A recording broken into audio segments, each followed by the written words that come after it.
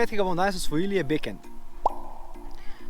Danes bom kazal za desničarje, spravi, če si desničar, palec vedno postaviš na rebrasti del, primeš disk v peščico, pravi prijem diska s prsti spodaj, postaviš disk vodoravno in na koncu zaključiš met iz zapestja proti tarči, kamor mečeš. Se pravi, prste odpreš in opraviš izmet.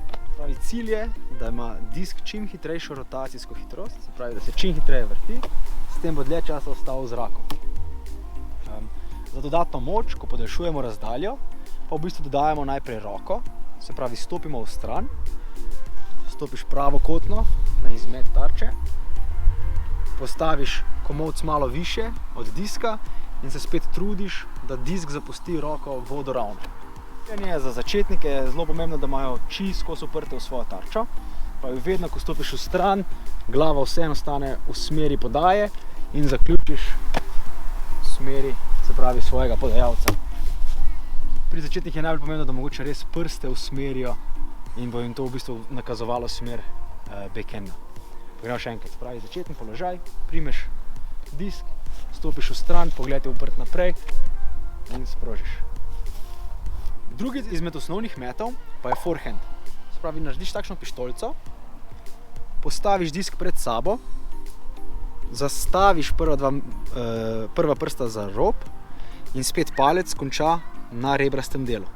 Čvrsto primeš, spodnja dva prsta se lahko postavita ob rob, se pravi, držiš tu. Spet disk postaviš vodoravno in ga probaš z zapestjem potisniti naprej.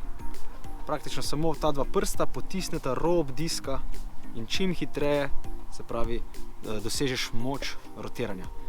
Kam postaviš, sila in zavrtiš. Se pravi, tvoj cilj je, da čim hitreje spustiš disk iz zapestja in ga potisneš, da se bo čim hitreje vrtel. Za daljše razdalje spet dodaš frisbee v višino pasa, spustiš malo nižje od komolca in dodaš v bistvu podaljšano ročico iz komolca. Se pravi, gre komolc nazaj in sprožiš. Kak je začetno izhodišče? Nastaviš prste spodaj, primeš v prijem za forehand, nastaviš v stran, stopiš v stran, komolc, disk ali nižje od komolca, nagneš nazaj in sprožiš.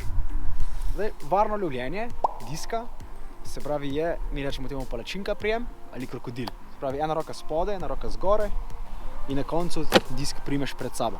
Se pravi, ko frisbee leti, se pripraviš, utrujena nevarnost in ga napadeš. Disk ostane v rokah, brez možnosti poškodbe. Praviš in ga ujameš. Za vse pogumnejše pa lahko disk napadeš tudi za rob. Se pravi, lahko z dvema rokama, to je vedno bolj varna varianta, ali zgoraj ali spodaj, lahko tudi z eno roko od strani, pač kako se pač otroci počutijo samozavestne. Še dvoročni prijem.